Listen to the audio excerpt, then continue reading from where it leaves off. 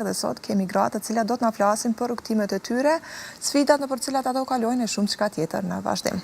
Jemi drejt për së drejti, siç e thash pak më herët, e sot po e filloj bisedën me Raimonda Gashi, e cila është stomatologe me profesion, e do të na tregojë pak a shumë për rrugtimin e saj dhe jo vetëm.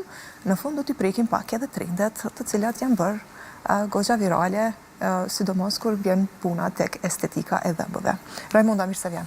Kënaqësi të të kem në studio, edhe ashtu siç e thash pak më herët, zakonisht të hanave trasim vetëm gra, flasim me gratë, kthehemi edhe mbrapa në për të kuptuar ndoshta pse kanë ardhur deri tek këto zgjedhje që gratë kanë marrë, po mbi gjitha do të diskutojmë pak edhe sfidat në për cilat gratë kalojnë. Ju si stomatologe, po besoj që ka qenë ndonjë moment ku është marrë ky vendim, kështu që po e nisim pikërisht me atë.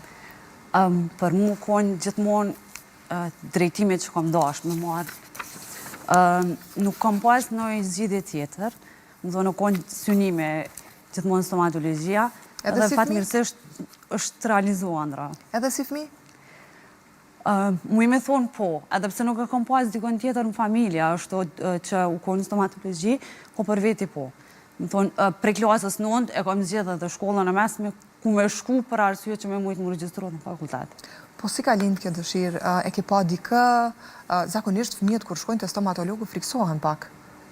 Ndoshta edhe ajo konë arsyet, se kom kalu keq, dhe më thonë, herën e parë të stomatologu, kom thonë, unë kisha dashur më vonë një stomatologe që me kalu mirë me mua, ashtu pacientat. Kur pacientët vinë me ndryshu pikrisht këtë anën e frikës. Dhe kështu ka qenë për ty eksperienca e parë te stomatologu me frikë? Fatkeqësisht po. Edhe nga ai moment siç duket prej atij momentit është krijuar një profesioniste e re. Fakt. Mirë po, ndoshta u konë edhe ajo një mirë në anën e keqe të temën, se unë sot çdo herë mundona me trajtu pacientat, mirë po me një mënyrë dhe më bu psikologe gjatë trajtimit, e ndoja atë kohën që e kam me ta, nuk kom qef milion dhe pacienta për një herë, mirë po një për një, edhe vazhdoj edhe i trajtoj në atë mënyrë që me ndje dhe vetën rehat, më thonë me alargu edhe atë frikën që e kanë, se 90% rastëm nuk është që vinë gjithmonë me qef ashtu për me bovish estetikën e tyne, mirë po vinë edhe për trajtime dhe korrigjime dhe gjana tjera dhe dhimbje, dhe më thonë që kena shumë shpeshta. Kështu që kohën që e kaloj me ta dhe bisedoj gjatë trajtimit, më shpërblehet shumë, dhe më thonë, e shoh që atë energjin që ma jep pacienti kur qetësohet, edhe unë e punoj shumë alet. Kjo është e rëndësishme, kur në një farforme në punë, përveç që ke profesion, e ke edhe pasion, dëshirë edhe e merë më të mirën prej asaj se çfarë bën. Fakt është, e bëj me qef. Më thonë, është pjesë e rutinës tame që nuk është që pritoj me bo ndonjë prej intervenimeve, është, më thonë, çdo ditë kena intervenime të ndryshme, më thonë, pacientat të ndryshme, nuk është që për një ditë keme bo një trajtim. Pa marrë parasysh edhe pse jam specialist i ortodoncisë, ka ditë që kam kreditën, ashtu më marrë dhe më thonë me pacientat ortodoncisë, mirë po është një ndjenjë që sikur me punu dhe më thonë me të rritën, sikur me punu me fëmijë, më thonë atë qasin që ka dhe më thonë doktore, lunë tepër shumë rol. Prej të vegjël dhe më thonë se nuk e marrin frikën, atëherë edhe kur të rritet ka me vazhdu qajo. Kështu që mundohem gjithmonë me realizu këta. Si kanë qenë për ty studimet? Më intereson shumë të dija atë pjesë, duke marrë parasysh që nuk është një profesion që arrihet lehtë dhe ka shumë vite që duhet për kushtim për të marrë jo vetëm specializimin, por edhe vazhdu tutje, më pas vjen praktika kështu me radhë. Fakt është që nuk është dhe më tonë shumë lehtë, janë 6 vite, po 6 vite ko gjatë vështira dhe ko gjatë gjata, na duken edhe neve. Duhet shumë për kushtim, sidomos për neve, për cikën atë pjesën që na kena kryer, më thonë, në universitet shtetit, është një sakrifis shumë e madhe, si e kohës ashtu edhe për kushtimit. Pastaj vjen pjesa tjetër e specializimit, ndoshta është në atë kohën kur vese kena fillu edhe me kriju familje, je angazhuar edhe ka ana familjare, ki fëmijë, unë kur e kam regjistruar dhe më thonë specializimin, vajza u konë 6 muaj edhe për mu konë sfidë edhe me lona ato, dhe më thonë, edhe me kry, dhe më tonë specializimin, se shdo është një të në ku pastaj mu përkushtu edhe në basoj. Mirë po ja vlim bara që rojnë. Po. Regjia, po me dje që ke probleme me mikrofonin, nëse mundesh i largu flokët, ta shemi më mirë. E përmende familjen edhe kjo është një pjesë tjetër, e si cilës do grua karrieriste, e cila synon që të bëj profesionin e saj në mënyrën më të mirë të mundshme dhe e përmende që ka qenë sfidë. Si e kete i kalu, edhe si kanë qenë ato momente kur është dashur të alesh foshnjën, sepse ajo foshnjë ka qenë atë kohë, për të vazhduar studimet dhe për të arritur këtu sot ku je? Për një noan, dhe më thonë, asë një nuk është letë me lojnë fëmina vetë, edhe me shku në shkollës, e më punës, e kudo.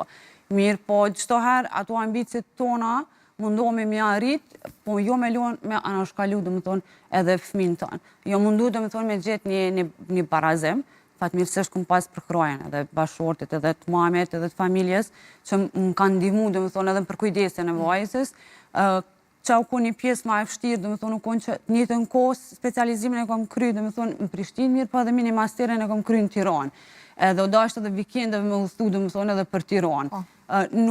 Nuk është letë, ashtu është një sakrificë shumë e madhe që duhesh me marë, për shkak të edhe të udhëtime, edhe të kohës që është dashtë me najtë, dhe më thonë, ligjerata, për shembull prej orës 9 deri në ora 5 i ke pas ligjeratat. Mirë, po, çdo herë pauzat i kam shfrytzuar dhe kam dalë, e kam ushqyrova nëse çka do që ka pas nevojë. Dhe mbështetja familjare, mbështetja e gjithë atyre që të rrethojnë është më e rëndësishmja për një grua e cila me të vërtet dëshiron të ngritet jo vetëm karrierë, po të marrë gjithë se cilin vendim që e ka të marrë me përkushtim. Po shumë normale, se nëse kemi përkrojen e ty në asë nësë dë vetë me s'kena me mujtë me arrit. Unë tash i bëj 8 vite që kam hapë ordinancën time private, edhe në hapat e parë, dhe më thonë, nuk është letë me marrë një vendim, me hapë një biznes kriti vetëme, dhe më thonë, edhe me fillu prej zeros. Ndryshë është kër e kini bazë, për shembull e kini familjar, mami, nëse babi, nëse dikën tjetër, edhe e kini një numër pacientave, s'po tham klientave, të pacientave që i kitë të gachëm. Të sigur deri në një pikë, po. Deri në një pikë, dhe më thonë mirë, po kur fillon prej zeros, atëherë është kogja sakrificë dhe kogja duhet një vetëbesim. Jo vetëbesimin të prumë, për mu është gjithmonë jo e mirë, mirë po atë vetëbesimin vete që keme bu punën mënyrën ma të mirë. Edhe fatmirësisht, në dina të për mirë që e kom hapë, dhe më thonë, kom pas kurajo, edhe jom ku jom sot, ashtu. Ajo krenaria për vete, ka njerët bënë mu një mirë. Kështu që njëna krenare, pse e kom marrë atë vendim edhe kom hapër dinoancën edhe ju kom përkushtu të për shumë. Kështu që falenderona për vendimin që e kom marrë edhe për përkrajen që kom pas. Po kjo është e rëndësishme, sepse me sa kam kuptu nga gjitha gratë që vinë edhe ullën për balë dhe më tregojnë për gjitha sfidat në për cilat kalojnë, ky që ka qenë mbështetja e familjarve rrethit ma të ngushtë që ata e kanë. Sepse vetëm me këtë përkrahje e ndoshta edhe një shtys për atë grua, atë femër e cila synon majat, në cilin do profesion. S'ka të bëj tani me pjesën e stomatologjisë apo me ndonjë profesion tjetër, çfarë do profesioni, përkraja për se cilën gru është jashtëzakonisht e rëndësishme. Për të kalu në diçka tjetër dhe për të diskutu pak më shumë rreth profesionit, atë ka dalë ashtu si që ke paramendu? Po, mu me thonë plotësisht po, ka dalë. Ka dalë shumë sfida gjatë rrugës, po, është kur e realizon një ëndër, ashtu kur e ki një synim edhe punën, më thoni përkushtohesh asajna, normal që më fund ki mundi mirë, ashtu. Se nëse e merë një drejtim ose një profesion vetëm e kry që ti nuk e ndjenja, ashtu, thjesht nuk të pëlqen, atëherë nuk është që kime shpërbly vetën ose kime mundi shumë e knaqshme. Po, kime gjetë knaqësi në atë profesion? Po, s'ka shumë, javën e kalume, një paciente po ma bën tha, ti dhe skulptore, tash është pjesë që e kom dojë, më thonë, stomatologjia nuk është vetëm me bu qatë pjesën e punës edhe mës me dojë qatë pjesë. Normal ti kime bu modelimin e qatë i dhomit, po bjen fjalla, është se kemi përkushtu një trajtimit ortodontik, keme najtë 2 orë për mi kokët pacientit pa lëviz, edhe normal që nëse nuk ki energji, vullnet, më thonë, edhe nuk e dënë qatë pjesë për me bu, nuk është se keme mujtë me najtë pa lëviz, dhe më thonë të nkonë më fokusu në qatë pikë, qatë i dhomit edhe me punu qatë zxatë, kur mandjen e ki dikun tjetër. Mirë, po fatmirësisht është pjesë që duhe, bëj pa pikë për tesa. Cilat kanë qenë disa prej sfidave që është dashur ti të i kalosh për të arritë këtu ku je? Apo më të rëndësishme, ndoshta, më të fortën për ty? nuk është që ka tepër shumë sfida shumë të ndaja ashtu, fatmirësisht nuk kom pas, domethënë ato, janë kon sfidat që i kena pas, domethënë gjatë studimeve, kuptohet ato, pastaj ju kon sfidat edhe kur hapet domethënë biznesin edhe ato sfidat financiare, për shkak se investimi duhet me kon tepër i madh, qysh në fillim, mirë, po nuk kisha cek në një sfidë diçka që më ka ndalë, domethënë gjatë rrugës edhe nuk kam mujt me vazhdu. Kështu që fatmirësisht më ka pri fati edhe në këto aspekte. Deri te kjo pikë jemi mirë. Po mirë, e përmendet 8 vite tash më vetë se janë bërë me klinikën tonë personale, si ja del me pacientët, çfarë kërkesa po merr më shpesh dhe çfarë para pëlqen Rajmonda që të punoj.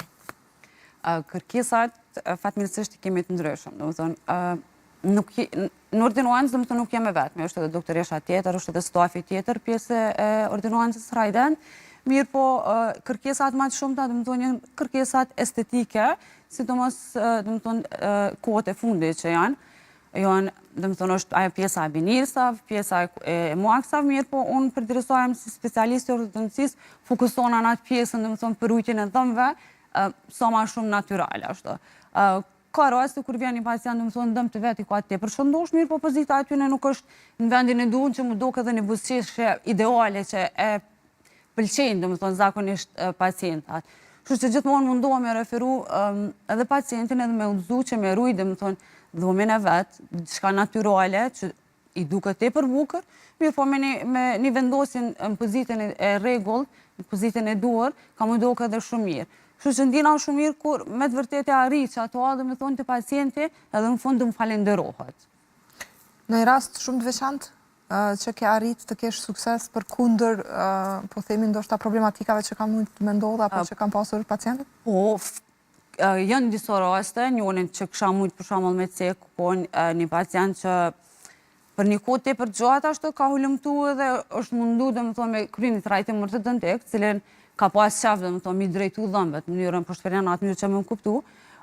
Mirë po gjithmonë e kanë referuar domethënë që duhet me bëu edhe pjesën kirurgjike. Domethënë nuk kryhet domethënë ajo pa pjesën kirurgjike, edhe ai domethënë e kalon atë punë për arsye se nuk ka dashur me krye atë intervenim. Është një intervenim po gjairon. Kështu që nga frika. Sfidu vetëm, edhe fatmirësisht kena arrit pa intervenim kirurgjik edhe kena kry, edhe në fund ka dalë tepër i kënaqur.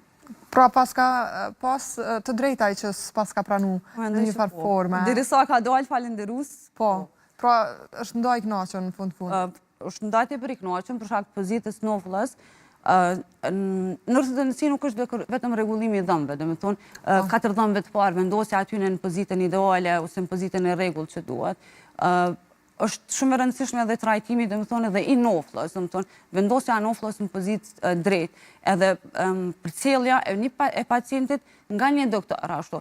Kur bëhet planifikimi në fillim, domethënë një rastit, duhet shkojnë në disa stoza që i thojmë ne në për disa analiza të cilat duhet t'i bësh edhe pas planit që ke bën në fillim, atëherë duhet edhe mu përfundua ajo. Kështu që gjithmonë mundohem edhe i tregoj pacientit këto e kena në rregull mujna me bo, kjo nuk mundet më bo, edhe është i informuar që është ditën e parë, domethënë nëse veç e pëlqen, atëherë vazhdojna. Edhe te ai pacient domethënë fatmirësisht kena mri atu ku kena dash. Është dash normal me punu 1-2 vite të mira, të paktën, mirë po kur e ke durimin edhe arrin domethënë edhe qëllimin. Edhe suksesi, shumë e vërtet. Isha ndalë me diskutu pak estetikën, e thash pak ma herët, kohëve të fundit, estetika është kthyer në një trend viral, kisha me e quajton, ku po ka edhe kërkesa ndoshta edhe mijëra euro, për mos të cek shumë të veçantë. E bukura dhëmbë edhe e bukura kushton. Ua, deklarate fort. Normal, kur kërkesat janë shumë të nalta, kam e konë domethënë edhe pjesa e çmimit shumë i nalt. Nuk është pse na, domethënë kena qef me cek atë çmim, është një çmim që çdo herë e vendosim çmimore dhe nuk ndrohet për askënd tjetër, është i njëjtë për çdo njëri. Mirë, po kërkesat e larta të cilat i kanë pacientat, domethënë sot, mundohem që të paktën t'ia bëj ma minimale ashtu. Gjithmonë i tregoj pacientit edhe mundohena me informu pacientit, sidomos pacientat moshat e hershme, që gryrja e dhëmbëve, domethënë në një individin në moshë 20 vjeçare ajo ka me qëndru 10 deri në 12 vite. Mas asoj kohë ti prap duhesh mi zavendësu ata dhëm. Nuk është që nuk qëndron keramika apo porcelani që kanë si shprehje, domethënë pacientat, mirë po vetë është etapa jetës tonë që e pësojnë ndryshimet brenda në kockën tonë që nuk na lejon domethënë një qëndrueshmëri më të gjatë. Kështu që çdo herë kur shkon edhe në moshën e re, domethënë e bën atë intervenim, në moshën po vjen fjala në 35 vjeçare ti prap duhesh me bëni ndrem. Edhe çdo herë shkon tu largu struktura më të ndaja. Kështu që kur është një pacient shumë i ri dhe me të vërtetë insiston me bëni intervenim estetik, domethënë e referoj me konë sa ma pak invazive, është të paktën nëse ka një hapësirë mes dhëmbëve, cilë duken dhëmbët më të veçël, shkoj me metodën e binirsave, qofta jo direkte apo indirekte, për shkak se janë dy metoda cilat i bojna, edhe e di që të paktën kam rujt një strukturë shumë atë shëndosh të dhomit, që pacienti ma vonë ka me konë edhe falenderus për ato. Por rasti kur nuk kena nevoj, domethënë edhe me intervenu në dhëmë heq, nuk kena nevoj me bu gryrjen e dhëmbëve, vendosëm në njërë direkte edhe pas largimit tyne që gjendja e dhëmbëve është prapë të njëjtë.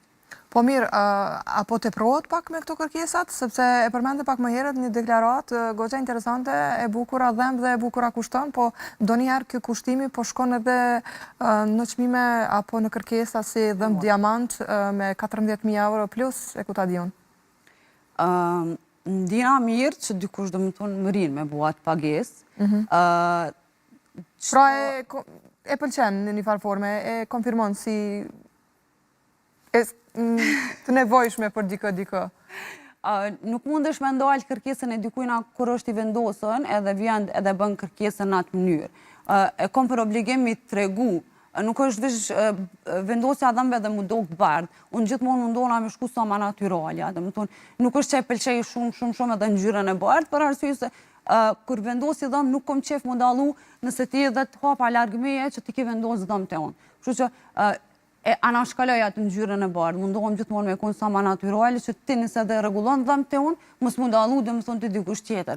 Mirë, po fatkeqësisht është një trend, domethënë që është u rrjedh kohët e fundit, është ajo e bardha e famshme të cilën kanë qef, domethënë pacientat me marrë dhe na normal duhet me plotësua dhe kërkesën e tyne. Nuk mundohem gjithmonë me insistu, me thonë jo nuk bën, përderisa nëse edhe prap e ndron mendjen, ka me dalë jo i kënaqur për arsye se synimin e ka pas te e bardha. Mirë po, tek pjesa e diamantëve nuk është se isha shprehën atë mënyrë për shkak se është diçka që tepër rrallë, domethënë e bojnë.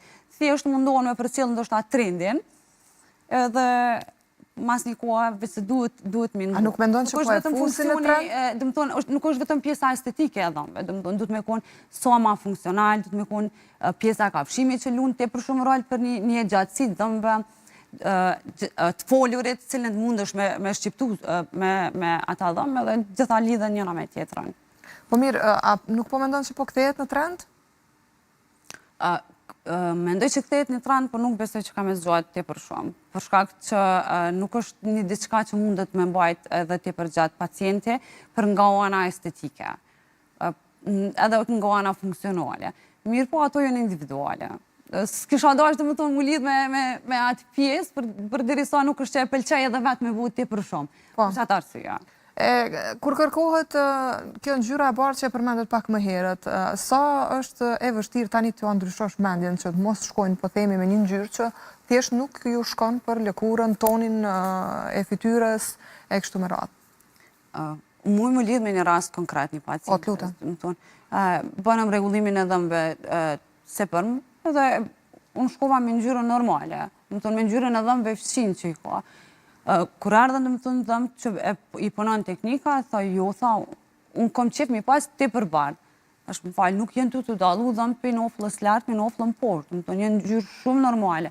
Unë e pëlqaj dhëmbët mu dallu tepër shumë që unë i kom vendosë dhëmbët e bardhë. Domethënë thjesht është ajo ana e trendit që e pëlqen domethënë me vrejt që ka vendosë dhëmbë, apo e maksa domethënë ka investu në beta, edhe o dash me realizu domethënë. Kthehet punimi, bëhet përzyti, është bëhe bardha, edhe ajo është kënaqësia e pacientit, kështu që edhe na duhem ju përmbush kërkesave të pacientit. Pjesa jonë është obligative, mi tregu pacientit çka është efektive, çka është funksionale, çka është estetike. Ndërsa pjesën e ngjyrës nuk është që mundem çdo herë me ndryshu. Për atë arsye se përderisa vjen një pacient dhe nuk i ka dëmve të prishur, mirë po kërkon vetëm nga ana estetike me bo atë ngjyrën e bardhë me arrit, atëherë dhe na duhet me plotësu kërkesën e tyre. Apo teprohet me kërkesa, sidomos me ngjyrën, por edhe me kërkesa ndoshta që nga mosha shumë të hershme? Po, fakt është. Po mendoj që çdo herë është një fazë, domethënë edhe një moshë e një paciente që me kalimin e viteve, domethënë me rritjen edhe të pacientave, po mundohena me shpreh në atë mënyrë, domethënë kur e kalojnë atë fazën e pjekurisë. E shohin domethënë që ka ana natyrale gjithmonë anojnë.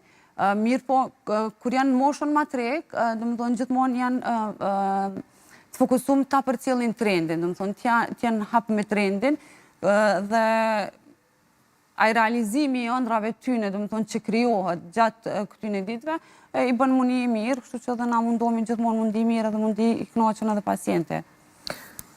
Estetika dhe shëndeti. Kisha dashur me diskutu këto të dyja, me qenë se ishte dashur me shku paralelisht, po që disa anojnë vetëm ka estetika dhe më pas shëndetin e lënash. Shëndeti edhe estetika nuk është që veç lidhen njona me tjetra. Nuk mund me folëm të ka pjesa e dhëmbëve,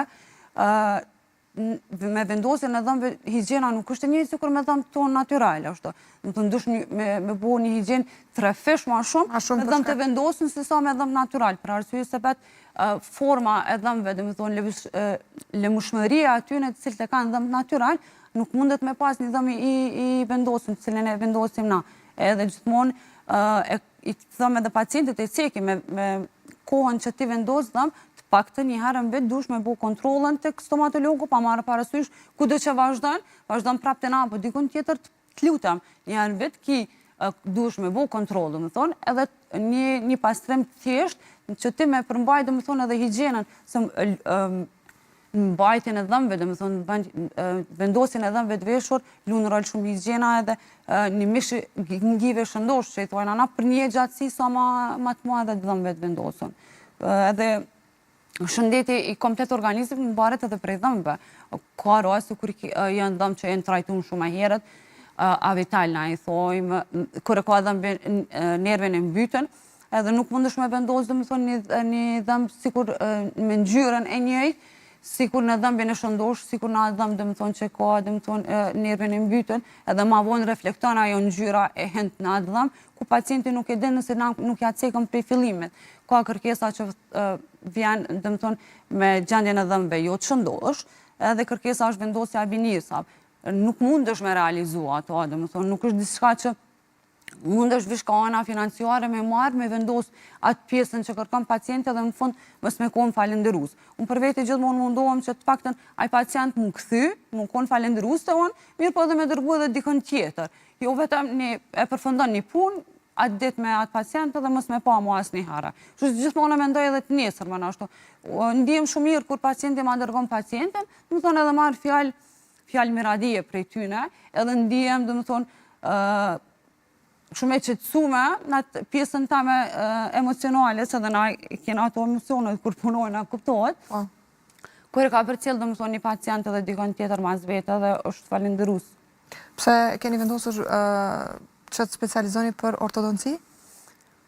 Ka ndonjë lidhje kjo me diçka nga familja jote, apo?